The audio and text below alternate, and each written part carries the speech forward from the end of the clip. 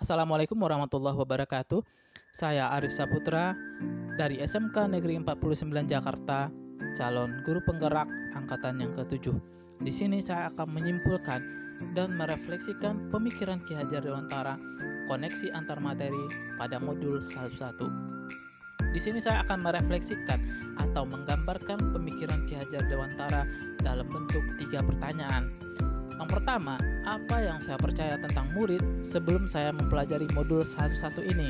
Yang kedua, apa yang berubah dari pemikiran saya atau perilaku saya sebagai guru setelah mempelajari modul 11? Yang ketiga, apa yang dapat saya terapkan agar kualitas lebih baik atau kelas lebih baik dalam mencerminkan pemikiran Ki Hajar Dewantara? Kita langsung saja pertanyaan yang pertama. Di sini, apa yang saya percaya tentang murid sebelum saya mempelajari modul 11 ini? Di sini saya melihat dari dua sisi. Yang pertama, sisi saya sebagai guru.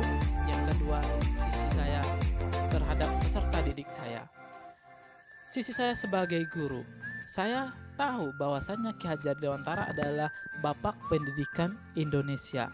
Tetapi yang kurang saya tahu adalah jalan pemikiran beliau tentang dunia pendidikan, terutama dunia pendidikan di Indonesia. Menurut saya, pembelajaran masih sama dengan pendidikan. Dan ini dibuktikan dengan perilaku saya terhadap murid, di mana pembelajaran masih berpusat kepada guru. Selanjutnya adalah perlakuan saya terhadap siswa saya, di mana yang pertama, siswa hanya fokus mencapai KKM saja. Kalau mereka tidak mencapai KKM, berarti mereka tidak tuntas dalam pembelajaran. Yang kedua adalah karakteristik siswa, kurang saya perhatikan. Yang ketiga adalah kondisi kelas kurang kondusif, dan ini dibuktikan dengan motivasi siswa dalam belajar sangatlah rendah, serta semangat mereka dalam menuntut ilmu sangatlah rendah. Yang keempat adalah potensi siswa. Setiap potensi siswa berbeda, di mana dalam pembelajaran potensi siswa kurang saya perhatikan, sehingga saya menyamaratakan pembagian tugas terhadap siswa saya. Langsung saja ke pertanyaan yang kedua. Apa yang merubah dari pemikiran atau perilaku saya setelah mempelajari modul 11 ini? Yang pertama adalah saya mengubah mindset saya atau pemikiran saya, di mana pembelajaran dengan menuntut atau menuntun siswa sangat tepat dengan pembelajaran abad 21 yang mengutamakan kreatif, critical thinking, collaboration, serta komunikasi yang kita kenal dengan istilah 4C. Yang kedua adalah mengutamakan pembelajaran student center, karena tugas kita dalam mendidik adalah membahagiakan siswa. Yang ketiga adalah mengutamakan setiap keunikan dan karakter siswa. Yang kedua adalah mengubah perilaku saya, di mana hal-hal yang dapat saya rubah di sini adalah saya berusaha untuk meningkatkan kompetensi saya sebagai guru agar dapat menyiapkan pembelajaran yang sesuai dengan perkembangan zaman di abad 21 ini. Yang kedua, menciptakan suasana belajar menyenangkan yang berpusat kepada siswa. Mengakomodasi perbedaan bakat, minat, dan keadaan hidup siswa dengan metode pembelajaran yang bervariasi dan inovatif.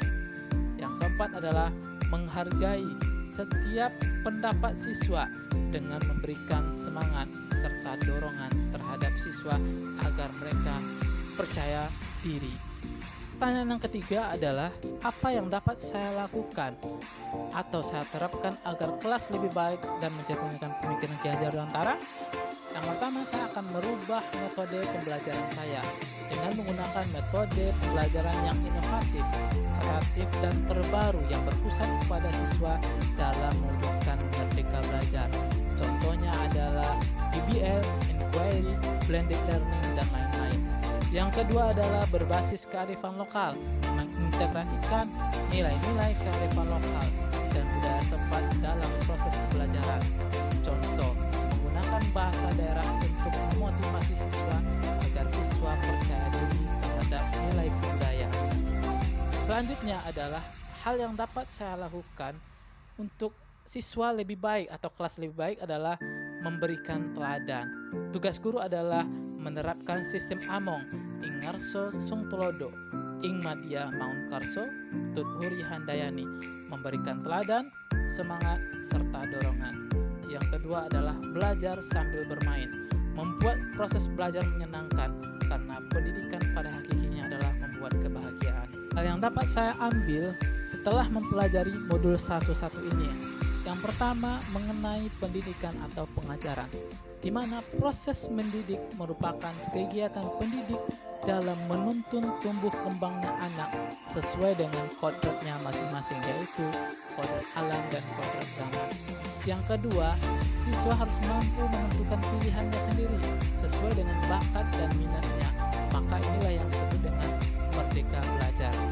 Yang ketiga adalah mampu menciptakan pembelajaran yang menyenangkan, inovatif, kreatif, sehingga menuntun mewujudkan karakter pelajar Pancasila.